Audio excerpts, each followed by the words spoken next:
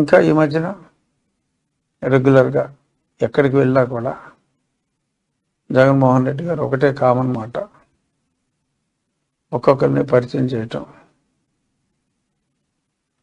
షానా మంచివాడు, సౌమ్యుడు అని 2 పదాలు మొదలుపెట్టారు. అసలు వైఎస్ఆర్ కాంగ్రెస్లో అంతా మంచి వాళ్ళేనట, అందరూ సౌమ్యులేనట. ఇప్పుడు నేను ఒక్కనే దేశద్రోహిని, రాజద్రోహిని, దేశద్రోహిని, నేను ఒక్కనే. అందరూ మంచోళ్ళే, జోగి రమేష్ మంచోడే, ఇంకెందుకు నేను పేర్లు చెప్పుకుంటాం. అందరూ అయితే సౌమ్యుడు, లేకపోతే చాలా మంచివాడు. కొంతమంది తండ్రి సమానులట, కానీ అన్న అని పిలుస్తారంట, తండ్రి సమానులట. సరే, ఏదో అతడి భాష అతుంది, మరి అతను మైండ్ అతుంది. కానీ నా ప్రశ్న ఏంటంటే, మరి ఎంతమంది మంచి వాళ్ళు ఉంటే, ఎంతమంది సౌమ్యులు ఉంటే, మరి నన్నెందుకురా అంత దారుణంగా హింసించావు జగన్మోహన్ రెడ్డి అని అడగాలనిపిస్తుంది. నా పుట్టినరోజు నాడు నన్ను తీసుకెళ్ళి నన్ను చంపాలన్న ప్రయత్నం కూడా చేసావు కదా, ఈ బాబాయిని లేపేయమన్నట్టు ఫినిషింగ్ ఆఫ్ అని అన్నావు కదా. మరి నీ చుట్టూ ఉన్నవాళ్ళు మంచివాళ్ళు. అసలు అప్పుడు జగన్మోహన్ రెడ్డిని నేనేమని చెప్పాలి? సౌమ్యుడు, మంచివాడు అని చెప్పాలా? మీ గురించి మీరు ఏమనుకుంటున్నారో చెప్పండి జగన్మోహన్ రెడ్డి గారు. ఇది నా ప్రశ్న. సత్యబాబు గారు సౌమ్యులు, ఇంకా అందరూ కూడా సౌమ్యులే.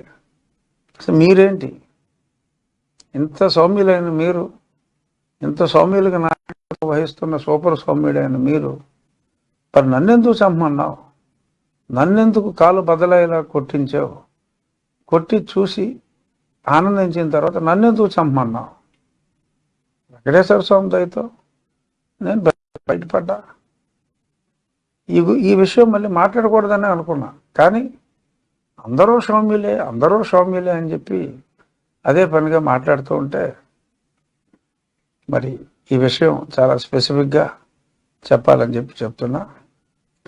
నేను మొన్న నామినేషన్ వేసిన అనంతరం తిరుపతి దర్శనం చేసుకుని నిన్న సాయంత్రం వచ్చిన వెంటనే ఒక 3 గ్రామాలు, ఇవాళ ఉదయం ఇంకో 3 గ్రామాలు నేను తిరిగా.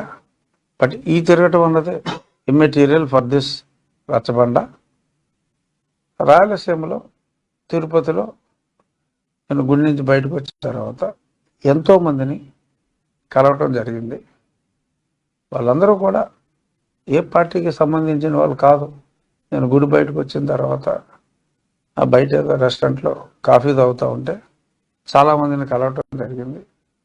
ఎక్కడెక్కడి నుంచో సీమ ప్రాంతం వాళ్ళు ఉన్నారు, చాలామంది ఉన్నారు. కానీ ఎన్నాళ్ళు నేను కోస్టల్ ఆంధ్ర అంతా స్వీప్ అని అనుకున్నా, రాయలసీమ కొంచెం టైట్ అని భావన వచ్చింది. కానీ చాలామంది భక్తులతో ఇంటర్ఫియర్ అయినప్పుడు మెజారిటీ అభిప్రాయం రాయలసీమలో కూడా డే బై డే ఈ హత్య ఎవరు చేశారు అనేది స్పష్టంగా తెలిసిపోయి ఇటువంటి నాయకుల్ని పక్కన పెట్టాలని చెప్పి సీమవాసులు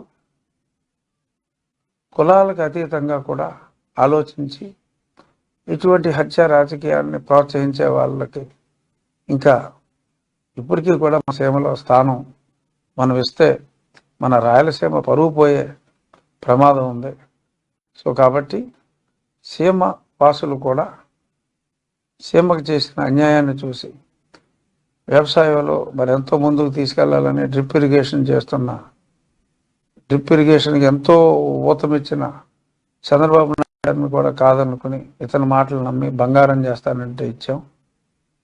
బంగారం సంగతి దేవుడు ఎరుగు, ఎత్తడి కన్నా దారుణంగా చేశాడని చెప్పి ప్రజలు తిట్టుకుంటున్నారు. అది చూసిన తర్వాత నాకు 150 స్థానాలకి తిరుగులేదని నేను అక్కడ ప్రజలతో ఇంటరాక్ట్ అయిన తర్వాత నాకు అనిపించింది. ఎక్కడ చూసినా కూటమి గాలి, చంద్రబాబు నాయుడు గారు పవన్ల ప్రభంజనం ఆంధ్ర రాష్ట్రం నలుమూలల వినిపిస్తున్నాయి. తప్పకుండా ప్రజల్లో అయితే పెనుమార్పు వచ్చింది. మనకు జరిగిన ఈ అన్యాయానికి